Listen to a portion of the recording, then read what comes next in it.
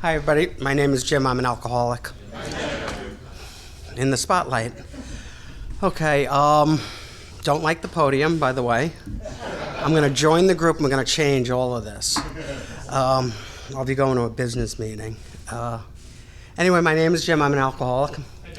Glad to be here tonight. Thank you, Terry, for asking me to speak. I was supposed to speak a while ago, and we postponed it. Well, I postponed it, and then I was supposed to speak last week, and I was at the roundup, so here I am tonight. And I'm glad to be here. Experience, strength, and hope. So I got sober. I got sober pretty young. So my story is a whole lot of drinking in high school and junior high school. I grew up on Long Island, or as some like to say, Long Island. There's a movie coming out, Fire Island. I think it's on Hulu now. I spent a bit of time on Fire Island as I got a little older. Most of it I don't remember, and it was in the days of before cell phones and all that technology. So I'm eternally grateful for that. There's no record that I ever existed, which is nice. So I had my first drink probably, are we counting, hey, bud, go get me a beer? Because that was like my first drink, running back and forth from the living room to the kitchen to the refrigerator, getting my father a Schmitz, popping the Schmitz, not even Schlitz, Schmitz, 99 cents a six-pack. I remember going with my mother. It was 1970.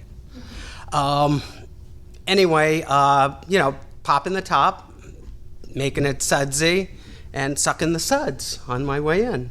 I remember kind of getting caught by my father once because it was taking me a while to get into the living room, and there was like that much gone out of the top. And I don't know to this day if he was so concerned about me drinking it or him getting less. Could go either way. Anyway, the house that I grew up in on Long Island, South Shore of Nassau County, you couldn't get more pedestrian than where I grew up. It was complete suburbia. I mean, it was just block after block after block of houses. It was just houses, just developments. And as kids, it was a really good place to grow up because we had the run of the whole place. There were woods about a quarter of a mile from the house, and we took off into the woods whenever we could, and that was kind of our safe space. And, we did everything that boys in the 70s did in woods. Forts, bonfires, tree houses, beer, and then other things. But it was really safe. That's really the point that I'm trying to get at. There were millions of kids around. Everyone was either good Catholics or horny Protestants. So everyone had like 5 or 6 kids in their families, and we lived on a little dead-end street that only had 3 houses on it. So that was kind of where everyone played baseball and soccer in the street. And there were a lot of pools in the backyards, and we would jump out in the summertime. We'd jump over fences into people's pools, and it was kind of in and out of everyone's houses, and everyone kind of, watched everyone else's kids, and it was it was really neat. Nobody had keys to their houses. None of the houses were ever locked. Halloween as a kid, got home from school, changed into your costume, you went out till 6 o'clock, you came home, had dinner, usually pizza, and then you went out until the streetlights came on. And, there were no parents driving anyone around. We got a little older and we started egging each other. Got a little older than that, and the eggs, we decided not to spend money on eggs, and we just bought beer. And we hung out in the woods and we drank beer, and, we did what I thought high school kids do. I started smoking weed at the same time. I remember it was the summer between 6th and 7th grade. I think about that now. I was 12 years old. I looked like I was 6, and it was just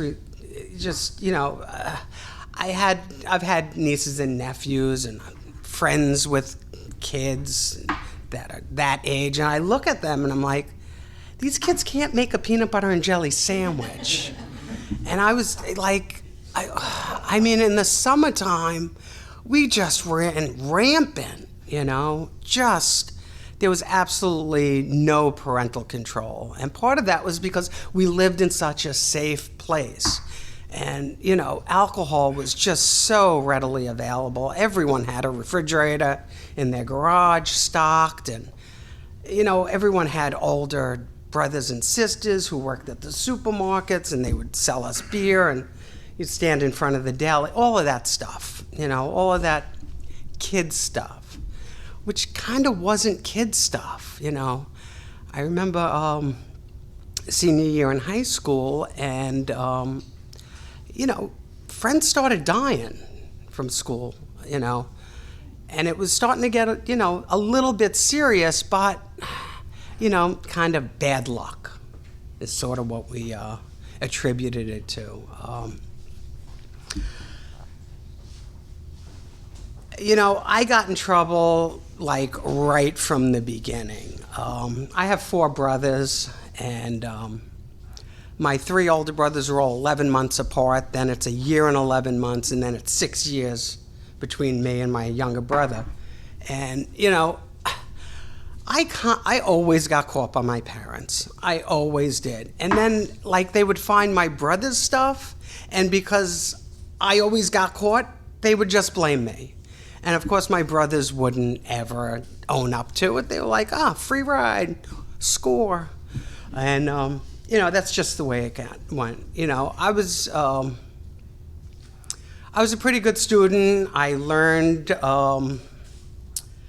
how to say please and thank you and be respectful to teachers and people in authority to your face. And then I just did what I wanted behind your back. I figured that was the easier, softer way. Why get into an argument when I'm just going to do what I want to do anyway? No sense in arguing about it. So even though I got in trouble a lot, I got away with an awful lot. So I had consequences, and I kind of didn't. I was able to kind of bullshit my way out of a lot of things and sort of manipulate.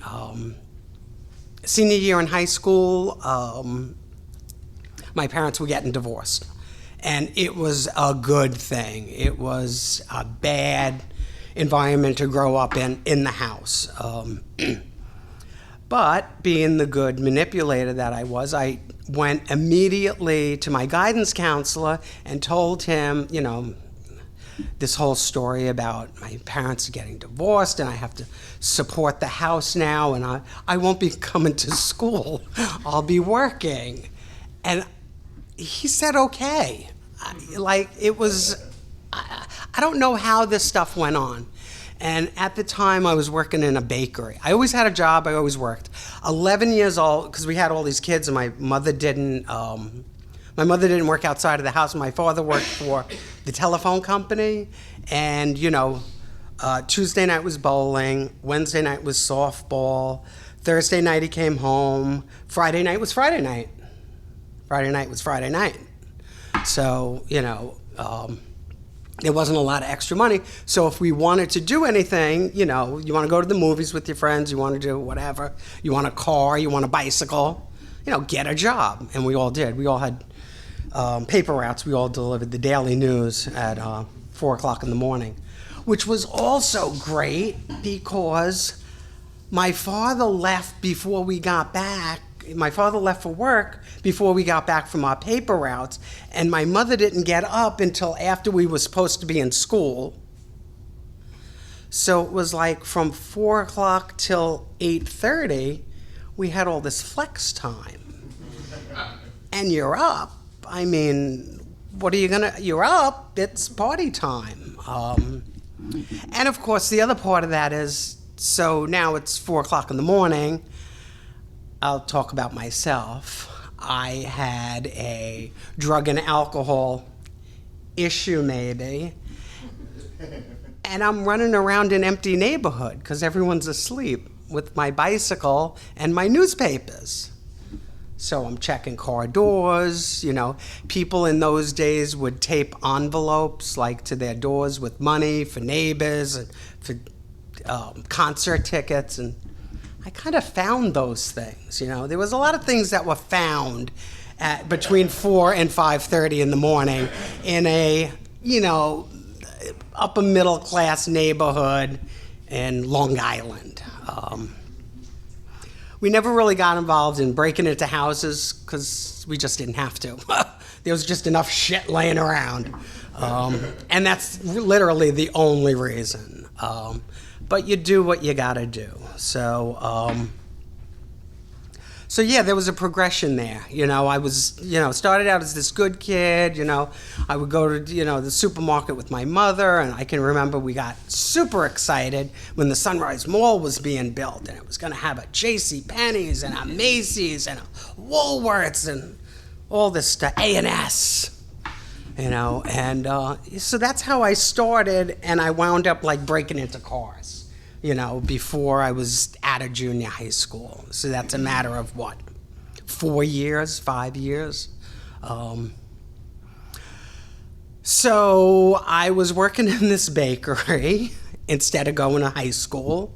I would check in on Mondays, and I would take tests on Fridays, and I didn't show up at school my last year. Somehow I graduated. I was working in this bakery. My boss was my drug dealer, which was really convenient. There wasn't all that messy having to go and find him. He was always knew where he was.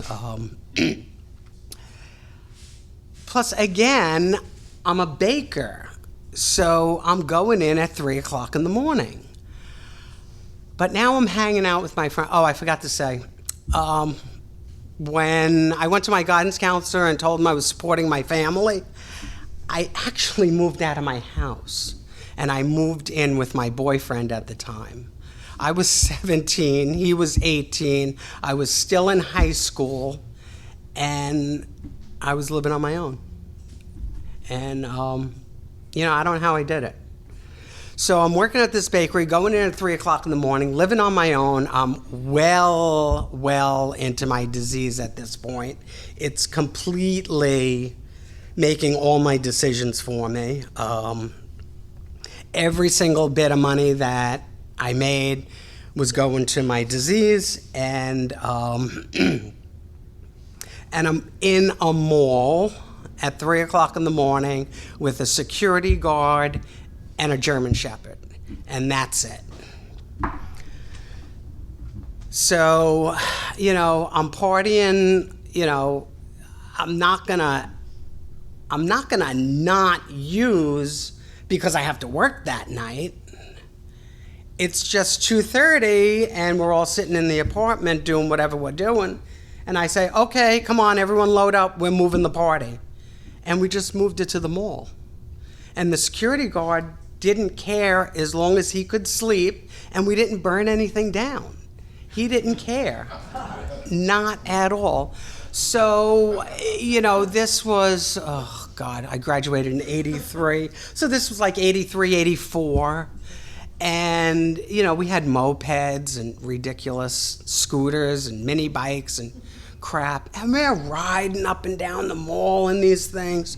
We're using the flower carts as races. We're just running around having a great time. And as long as, Nathan's was the first store to open in the mall. They served some breakfast or something, I don't know. They would open up at 8. Everything else in the mall opened at 9 or 10. And, so I'm up at least all night, most of the times up for a couple of days. Remember, it was the 80s. You would open up your front door and bales of cocaine would fall out. I don't know if anyone remembers that. I do. Anyway, so I'd be up for, I don't know, a day, couple of days, whatever. Nathan's would open at like 7:30, and the first thing I would do is I would go down there and I would get a large beer and a hot dog. And the people were like, you know, and I'm like, dude, I've been up. It's okay. It's all right. I've been up. It's not the morning for me. It's not my morning. You know, the A&S ladies would come in with their clear purses. They had those clear purses so you could see through, so you couldn't steal the lingerie. And they'd come in and I'd be making them buttered rolls and I'd have my beer there. You know, it was complete insanity, is what it was. You know, I just kind of laughed through the whole thing. I didn't see. I kind of knew that it wasn't the way a lot of the people in that area lived, but I always kind of was a little different. Now, you know, just being gay and not really out, but not really closeted was kind of new then too, especially for where I was. So I always was kind of a little different anyway. So, you know, it was all kind of high school kid stuff until I started getting arrested. And now we got a problem. We got a problem when I start getting arrested because so lots of drinking, some other substances. I got to tell you this. This is real. I didn't realize that at the time, but this is very important. When I turned 18 years old, my birthday's in December. When I turned 18 years old, they changed the drinking age to 19. Right. So I was legal to drink for a month because it went into effect in January. So I had my birthday, my 18th birthday. I remember I got 3 grams of Coke, a bottle of Jack Daniels, and a bottle of, what was that stuff that tastes like licorice? Sambuca. Thank you. Oh. So that's what I got for my 18th birthday. I just tasted it when I said that. Wow. My 18th birthday, that's what I got. And then I couldn't drink. And then they changed it to 19. Then when I turned 19, they changed it to 21. I'm like, now I say thank you, God. Then I said, I won't say what I said. Wasn't happy. Anyway, in that time period, the cops started showing up, and it was very, very annoying. And besides annoying, it was getting very expensive, and I didn't have the funds for it. I was driving this 67 Mustang that was suffering from alcoholism. Oh my God. This poor car. I felt worse for this car than for me. So I could cry. I could cry right now. I had snow tires on the front. I had a bald tire in the back. I didn't bother to register it. It wasn't inspected. I think I took one of my brother's plates off of his car. The inspection, there was an inspection sticker on the windshield when I bought it, and it was still in date. And the inspections, we had separate inspections and registration stickers. We had 2 stickers. And the inspection sticker, they changed the color so that the cops can tell when they're out of date by not even having to look at the date. You can just tell, oh, this is a red year. And, if you got a blue sticker, you're out of date. So this was a red year, which was great because I smoked Marlboros at the time.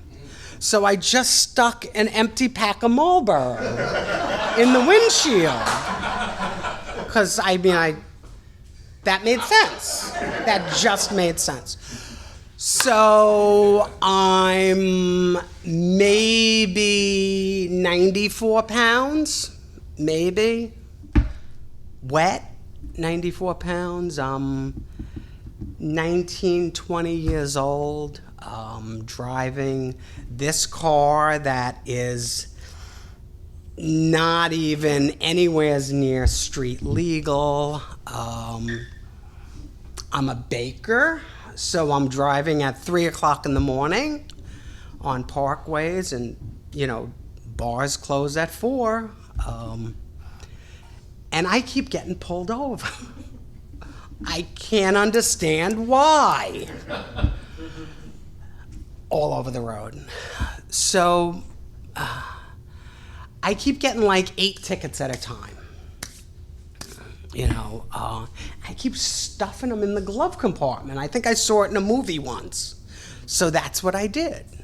Long story short, when I finally ended all that madness, I had 35 tickets.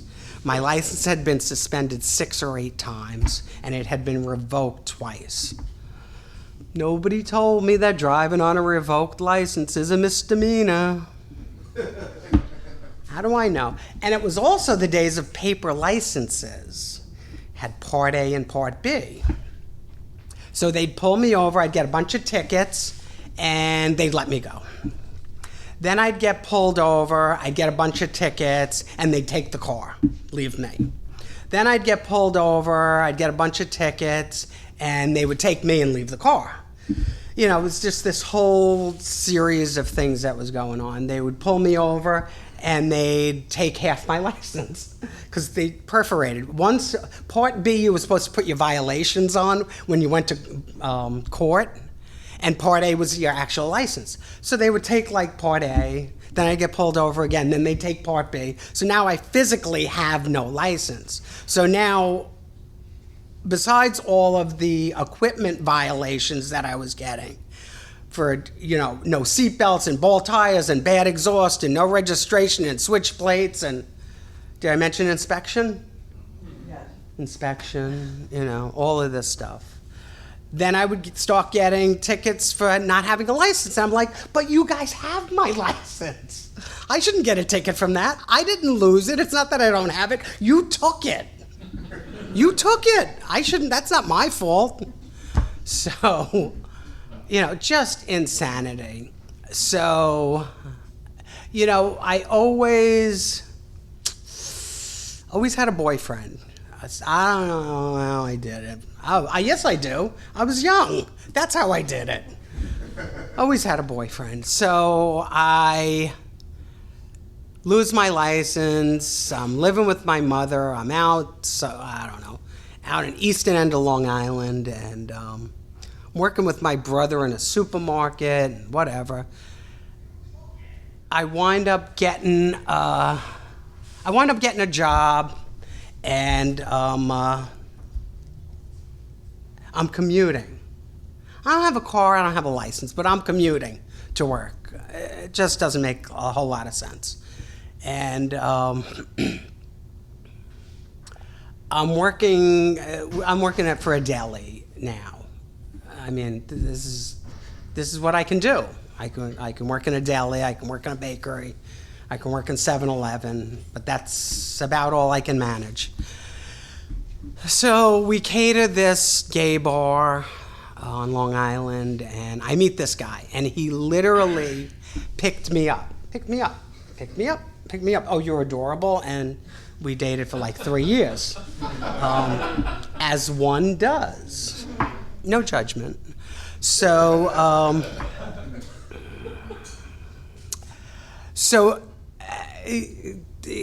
this fellow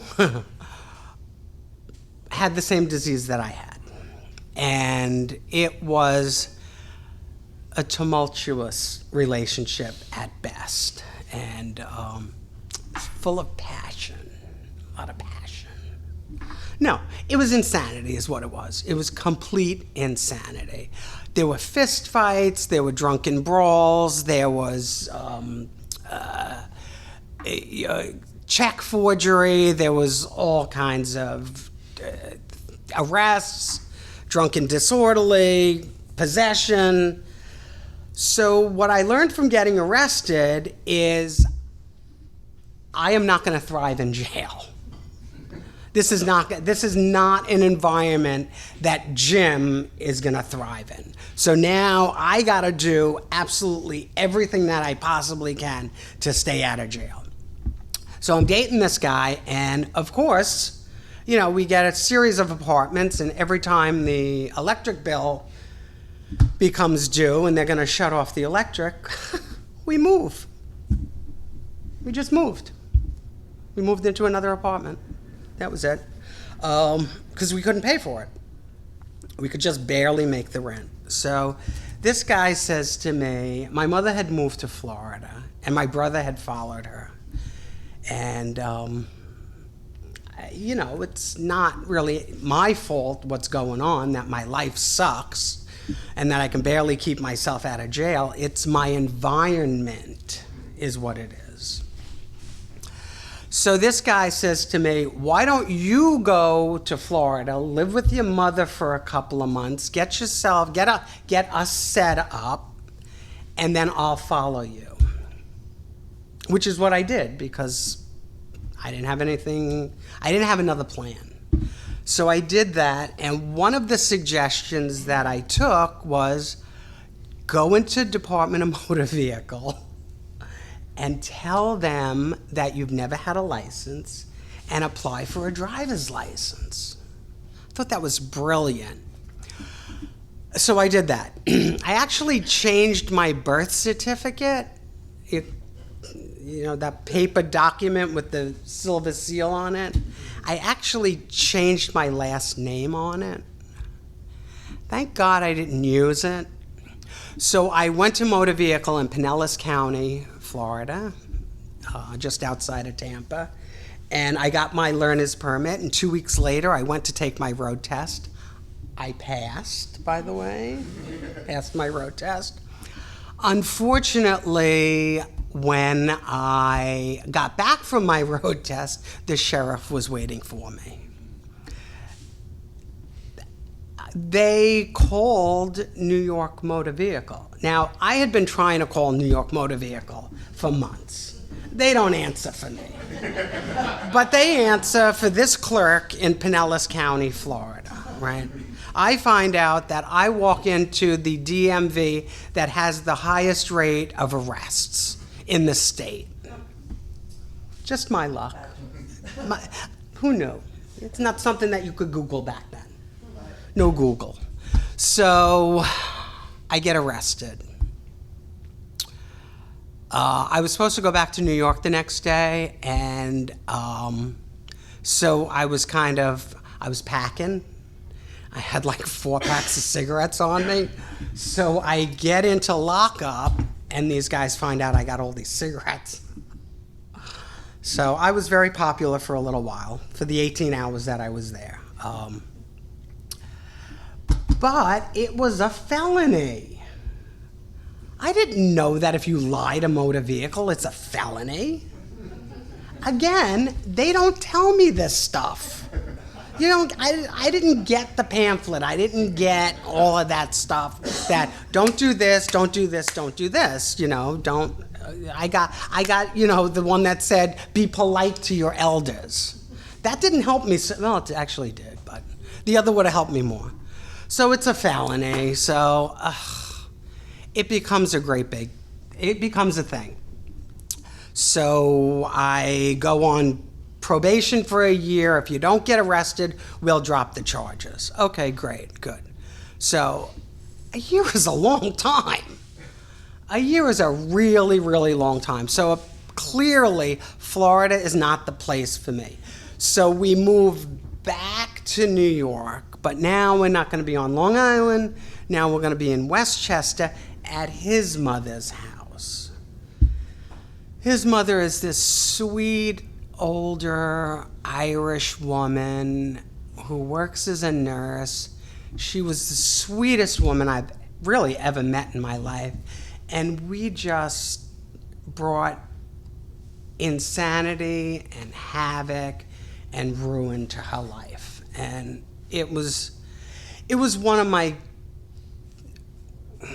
biggest things that I regret in my life. She's since passed on. This was not something that she should have had to endure at that stage of her life. And it was just complete insanity. Anyway, a year is a long time, and I can't possibly do it, except I make it up to the year anniversary. And of course, I'm celebrating because it's been a year.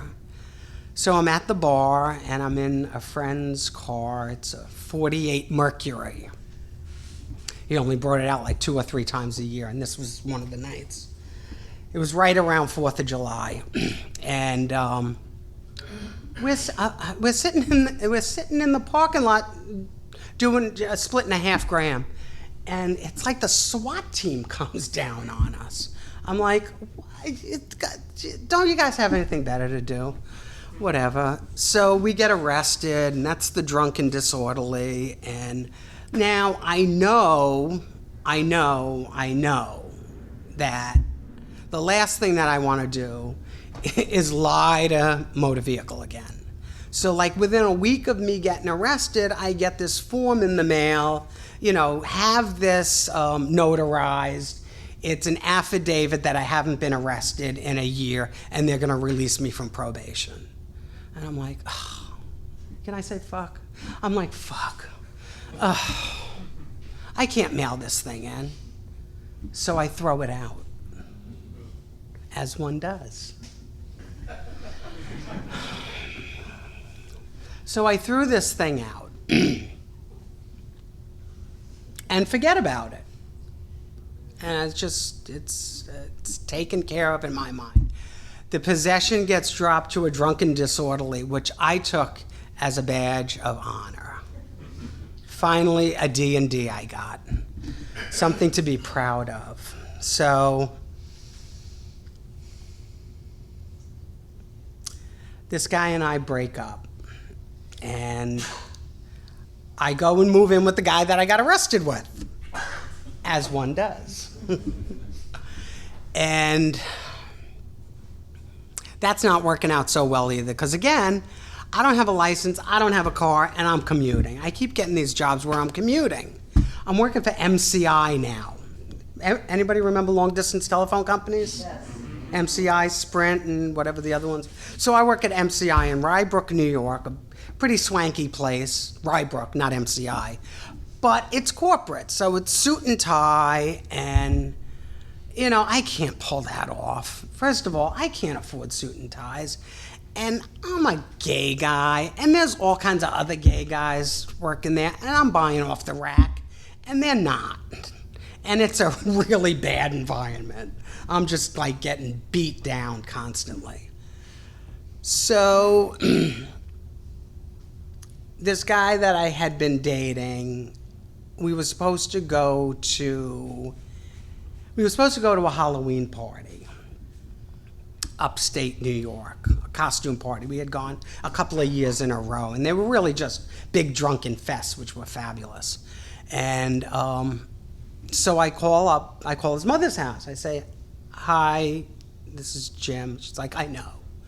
I said, is Billy there? She goes, no, he's checked himself into detox, and he's going to rehab. I said, oh, thank God, he so needs that. So I go on my way. I get in touch with this guy. Now he's in Minnesota. He's at Pride Institute, I think. I don't know. I didn't go to rehab. And I'm talking to him, and he's now working in a bakery. And he's like, oh, I'm so grateful. I get up every day. I don't have a hangover. I love my little job. Da, da, da, da. And I'm like, oh, my God, you're still so full of shit. It's just absolutely incredible. Because he's like telling me he's happy and he's not drinking. He was pretty miserable when he was drinking, so why would you be happy not drinking?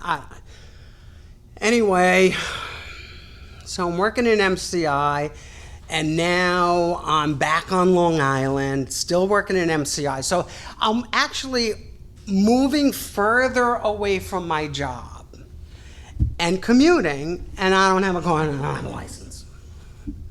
And apparently I'm wanted. So,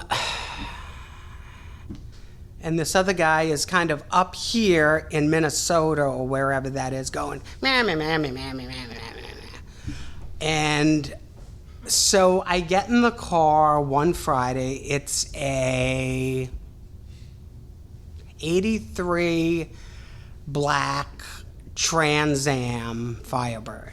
It's got T-tops. It's Smokey and the Bandit, basically, is what it is. Smokey and the Bandit with T-tops. I don't think Burt Reynolds had T-tops. With the big golden thing on the hood.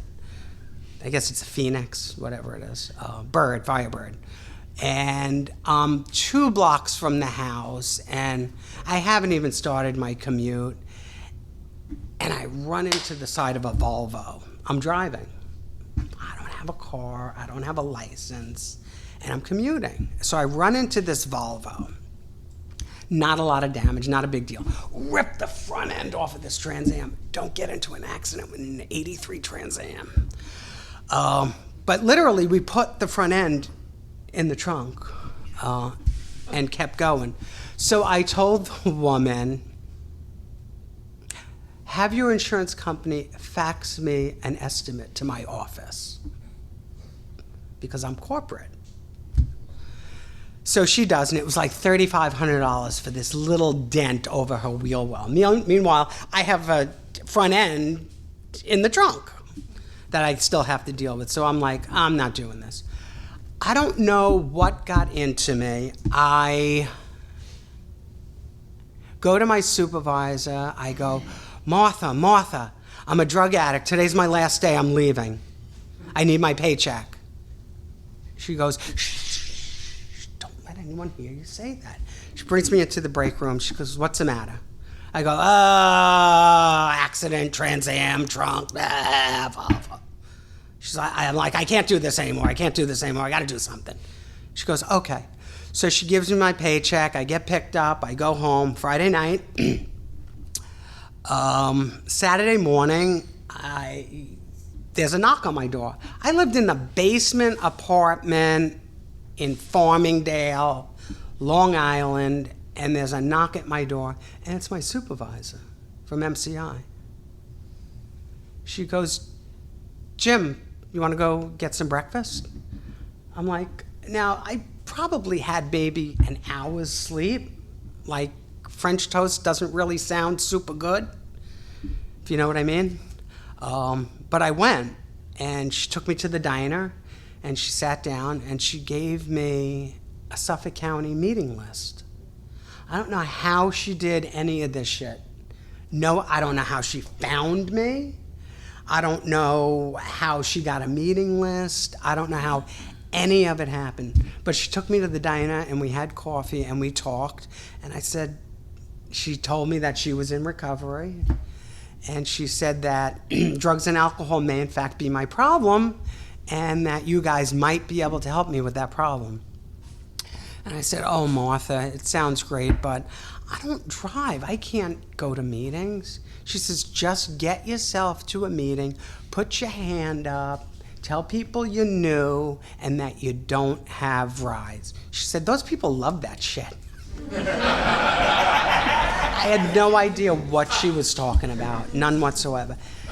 And, you know, I was a little busy to go to meetings right then and there. I mean, it's Sunday morning. You know, I don't have a job. We didn't really finish last night, if you know what I mean. But I did walk into a meeting that Tuesday. That was March 2nd, 1989. And there was an anniversary going on. This guy, Matt, was celebrating 3 years. And I don't know if I read the meeting list wrong or what I did, but I walked in and meeting had already started. And I was completely lost. I had no idea what was going on, and I was scared shit. And so Matt was up there. There was tables, like a normal meeting, not a podium. Oh, there's a couple of them. There were tables, and there were balloons, and the whole thing was a little freaky deaky, to tell you the truth. There's a lot of smoke. It was this high, and smoking on this side of the room, and no smoking on that side. People know that the air kind of just goes where. All right, whatever. I'll set you guys straight later. So Matt's celebrating 3 years, and I was like, this is bullshit. This is completely bullshit. First of all, clearly the dude is on something. Nobody's that happy and that ooh without being on something.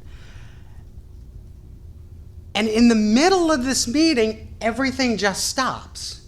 Everything stops, and everyone stands up and leaves. It was coffee break. It was an hour-and-a-half meeting. It was coffee break. I didn't know what was going on. I turned to the guy next to me. Now, I'm in suburbia. I am in white suburbia like you cannot even believe. And I turn to this guy and I go, do you come here often? Because that's what I got. That's all I got. He goes, yeah, I've been coming for about 34 days. I was like, oh my God, 34 days? Are you not drinking too? He was like, yeah, I haven't been drinking. I was like, wow, that's amazing. 3 years up there, just can't register in what's going on up here. Just can't register at all. 34 days, I can wrap my tiny little head around. So I go, where are you going tomorrow? She's like, you got a meeting list? I was like, yeah. And I pulled this crumpled thing out of my pocket, and he circled all the meetings that he went to for the rest of the week. So that was a Tuesday. Wednesday was a doubleheader, a 6 to 7, and then a 7:30 to 9. That Wednesday meeting, I went to the next night. I had to take a train. To get to the meeting. It was only 2 stops, but it was a train. And that's how I did it. That's how I commuted to meetings, by trains. And that Wednesday meeting became my home group 2 weeks later. That second night, I met one of my friends there. One of my friend's parents. Ruth's dad was there. And he was like falling down drunk. We used to walk by him with 6-packs on our way up to her bedroom and just laugh at him because he was like drooling on himself in the chair and wetting himself and he was a complete mess. And we just walked by and say, just shut up, Ray. Just don't say anything to us, as we just went up the stairs. And he was at a meeting, and I saw him, and I went up to him, and I said, Ray, will you be my sponsor? Day 2. Because I don't know what I'm doing. I just didn't know they said, get a sponsor, so I asked someone. Ray, will you be my sponsor? He said, absolutely not. I said, oh, okay. He said, but that guy in the back, that guy Matt, you go ask him. He sponsors a lot of people. And I asked Matt to be my sponsor, and Matt was my sponsor. Matt said yes. And he gave me a big book, and he gave me a 12 and 12, and he wrote something in it, and he picked me up every day. Every day that I needed to be picked up, he picked me up. Then I decided after a month or two that I wanted my independence. So I got a bicycle, and I started taking myself to meetings. I loved coming to meetings in the beginning. Absolutely loved coming to meetings. To me, it was like a soap opera. I wanted to see what happened. I wanted to find out, the end of the story. People would stand and they'd tell their story. People would share from the audience, and I was intrigued by the vocabulary. I was that guy running around with a notepad and a pen taking notes because I loved the slogans, except for One Day at a Time. One Day at a Time was just a bad TV series. That's all it was. I could not get past that. And the think sign upside down, every day I would walk into the meeting and turn that bitch right side up. But I was completely enamored by the whole thing. I could drink coffee, I could smoke ciggies, I could eat cookies, I could say bad words, people listened to me, they laughed a lot, not so much with me, but I think a lot at me. There were a lot of, this was before touchy-feely recovery, when the old-timers would yell at the new people and say, "Shut up, kid, take the cotton out of your ears and put it in your mouth and just listen, you can't say anything," A couple of the old timers were really mean, which was good. I needed that because I was used to being pushing people over and doing what I wanted. So I had a lot of fun in the beginning. My first year of sobriety, I had so much fun. I did absolutely everything that I had done drunk, but I did it sober, and it was so much fun until it wasn't. And it quickly, at the end of that year, it became not fun, and all the pain came rushing back in. And I was back to wanting to throw myself in front of an express train. And I wasn't drinking, and I wasn't using, and I had a sponsor, and all I was doing was arguing about the way the literature was written. And I wanted to rewrite the big book, and I only, didn't really want to do any of the steps, and it just wasn't working. I was dry. I wasn't sober. I wasn't serene. I had no serenity. I had no God in my life. My higher power was my sponsor, because he was the only person that I saw around me that had anything that I thought I might possibly want. And I was told it was time to shit or get off the pot. Either stay or get out, basically. And that's when I actively started searching out a higher power and doing the steps. I did the first 3 steps to the best of my ability. I wrote my 4th step. I shared it immediately with my sponsor, and then I got stuck. I got stuck on the 6th step for about 3.5 years, and I had to get a new sponsor, and I did, and recovery really started happening for me. I got, and things started taking off, and my life just really, once I put some effort into doing the recovery the way the 12 steps suggest, is when I started getting some serenity in my life. The relationship with my higher power started to blossom and grow into something that's my greatest gift that I have today.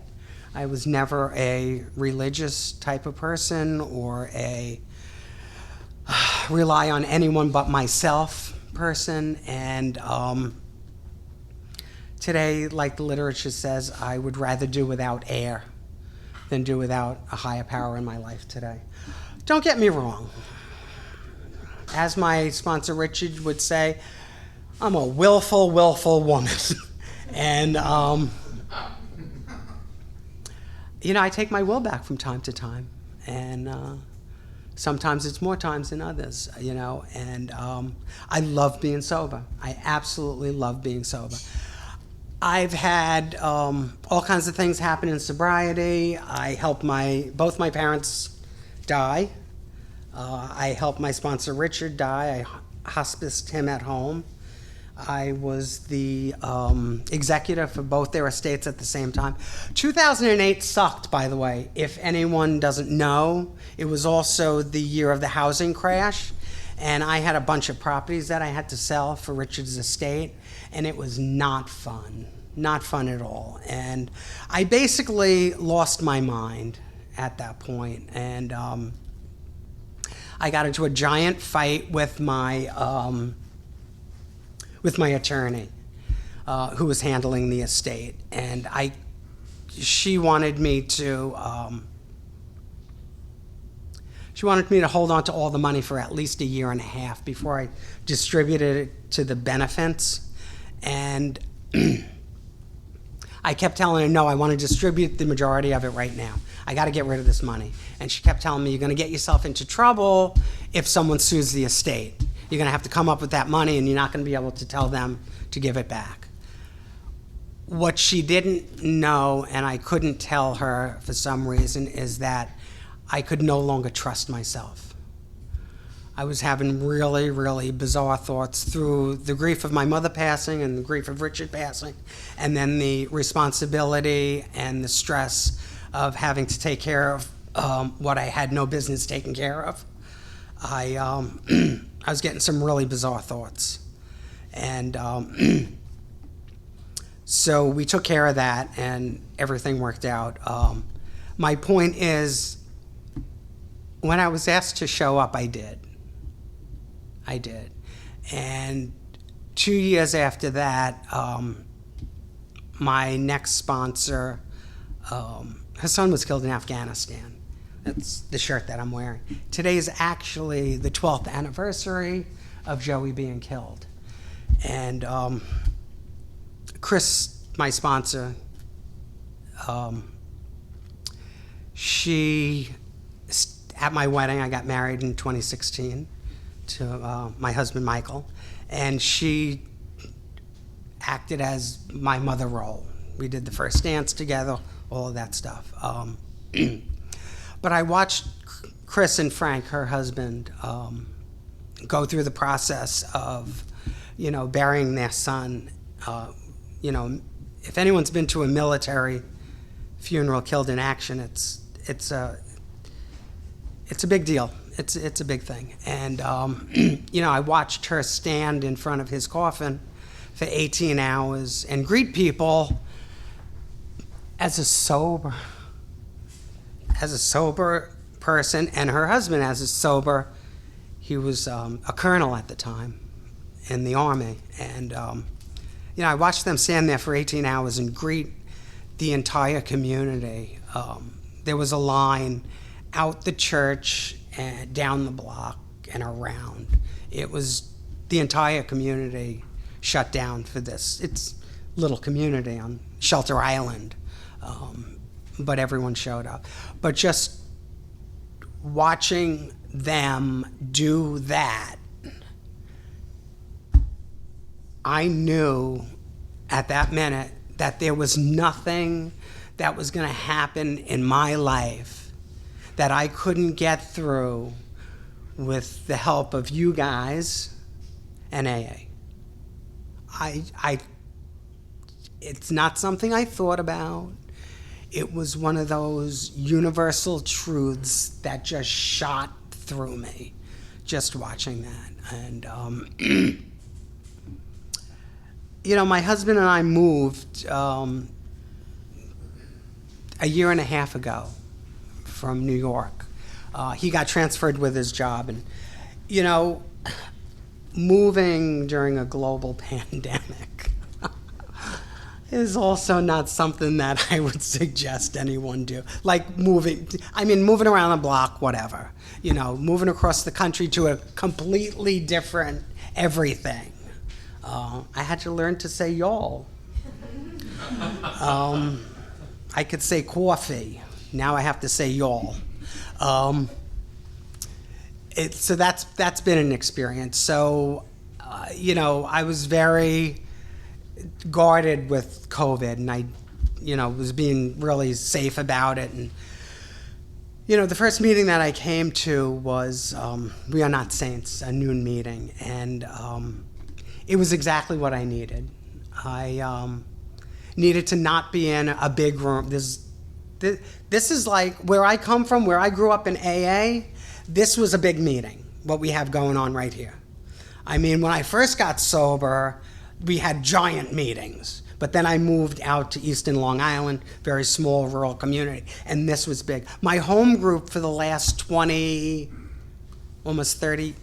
years, whatever it was, we had 4 members. We had 4 actual signed up members, but we would get 10 people to show up. That was a big night with the basket. Sometimes we'd send it around twice.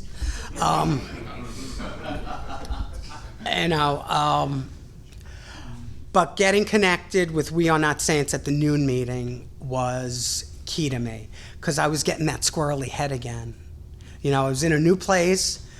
Are we out of time? Yeah. Okay. I want to thank everyone for showing up. I'm sorry I rambled.